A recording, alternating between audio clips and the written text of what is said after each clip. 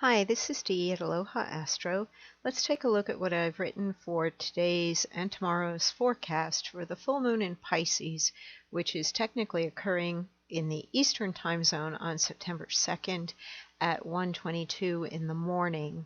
I'm definitely feeling the full moon today, and today is Tuesday, September 1st. We are building up to it. I've had sweeping rain coming through where I live on and off all day. Definitely the water element is here, and the introspection of Pisces, the sensitivity of Pisces. I'm thinking you're probably feeling it as I'm feeling it. Maybe your dreams are a bit more active because of the full moon. Definitely Pisces rules that 12th house of the dream state, meditation, other planes of existence, empathy, intuition. So you are probably highly sensitized right now under this full moon in Pisces.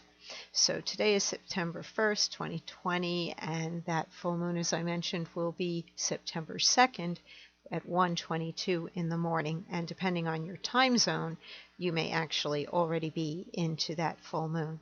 So I found this beautiful illustration, and thank you very much to PCAT007 at DeviantArt, who very gracefully has allowed me to use this painting, this illustration of the koi fish and the full moon in the center of their pond.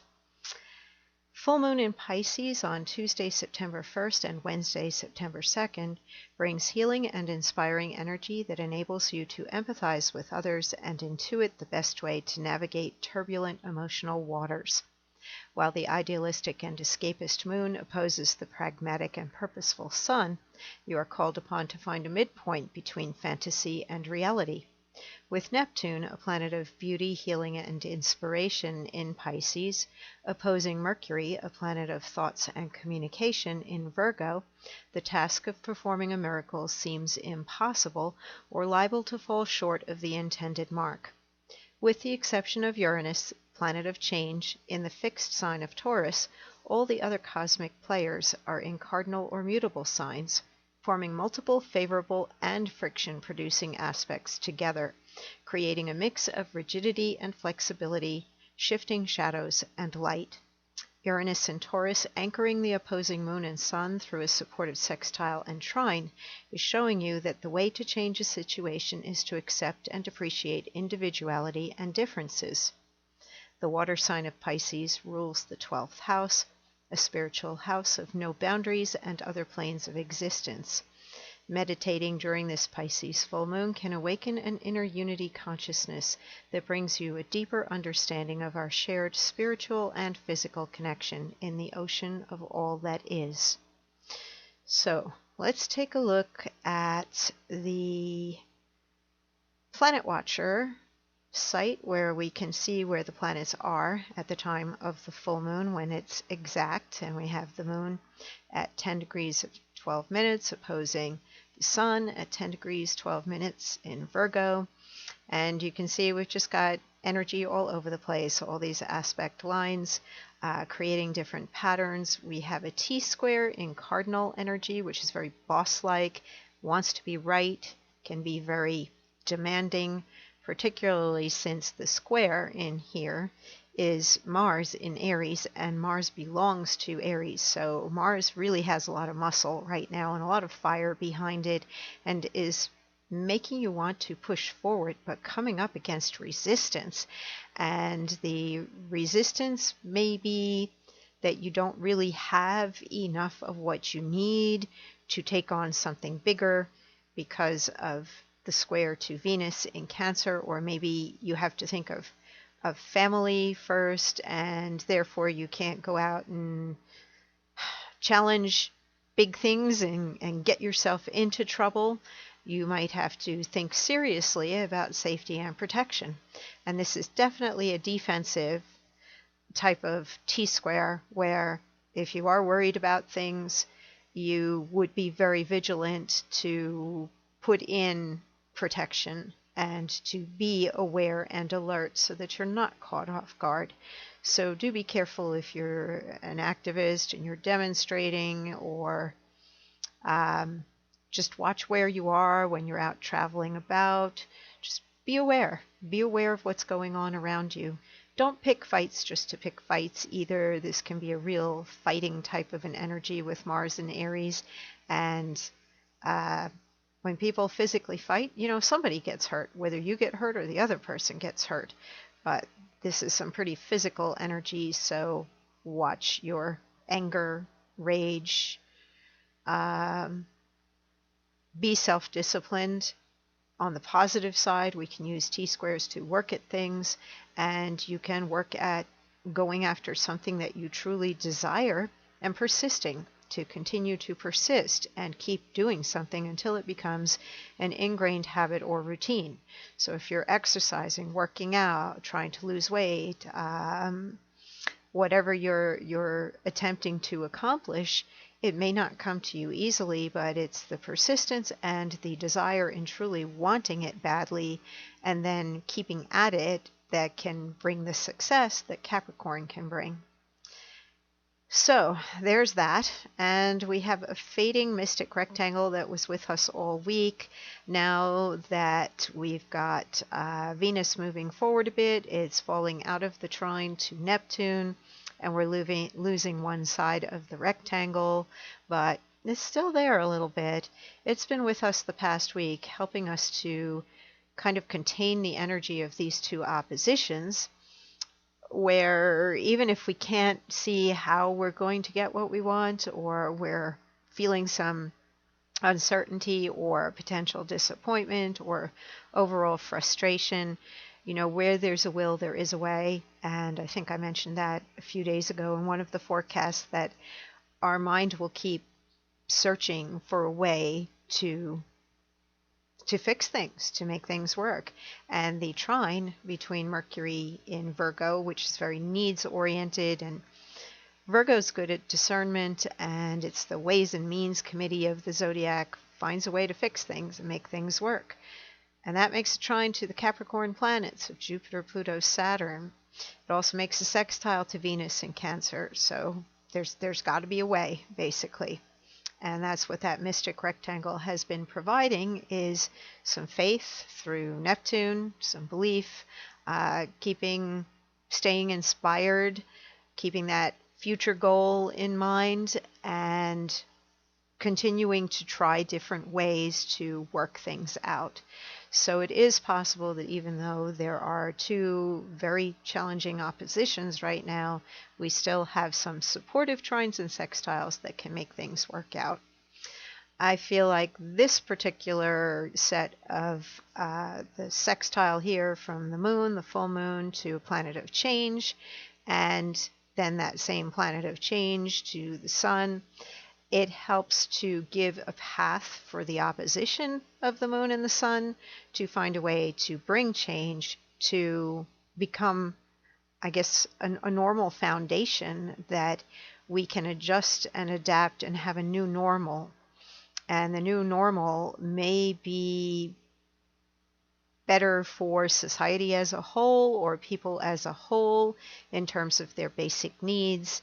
The Taurus energy and the Virgo energy definitely wants to make sure everybody is safe, protected, fed, comfortable, has what they need. So society as a whole may make greater demands upon their leaders to provide for them at a time where, the economy may be hurting or people are out of jobs. But if we ignore the red lines in here and simply look at this almost kite that we have going on, we don't have quite a perfect grand trine in here. We don't have quite a perfect kite, but close. The Sun and Mercury are too far apart to be forming a perfect kite in there. Yet we still have the moon approaching Neptune, and Neptune rules Pisces. So in the day that follows, on the 3rd, we're going to feel this even more strongly, and that may activate more of these sextiles feeding the two trines, and there may be some solution to a problem. We definitely have to come from a stronger place of spirituality, basically. And let's jump over. Oh, I wanted to take a look at the Aries energy further. Chiron in Aries making that quincunx there to the sun. That also has a lot of strong needs-oriented and action-oriented energy toward providing to take care of needs. And people may be more tuned into the overall health aspect in terms of COVID, looking for solutions. So hopefully our scientists and researchers will actually be presenting us with something soon. There's another quincunx going on here between Jupiter, Pluto, and Saturn, and the North Node in Gemini. And I feel like the Gemini energy is giving us choices and paths. We can see things one way or we can see things another. Now I'm going to pull up a story, and many of you probably know this story, maybe. I feel like we're sitting in a maybe zone. We have a lot of the cardinal boss-like energy going on in the chart, but we also have a lot of mutable energy, particularly with the full moon and with the North Node. Once upon a time, there was an old farmer who had worked his crops for many years. One day his horse ran away. Upon hearing the news, his neighbors came to visit. "Such bad luck," they said sympathetically. "Maybe," the farmer replied. The next morning the horse returned, bringing with it 3 other wild horses. "How wonderful!" the neighbors exclaimed. "Maybe," replied the old man. The following day his son tried to ride one of the untamed horses, was thrown, and broke his leg. The neighbors again came to offer their sympathy on his misfortune. "Maybe," answered the farmer. The day after, military officials came to the village to draft young men into the army. Seeing that the son's leg was broken, they passed him by. The neighbors congratulated the farmer on how well things had turned out. "Maybe," said the farmer. Zen parable.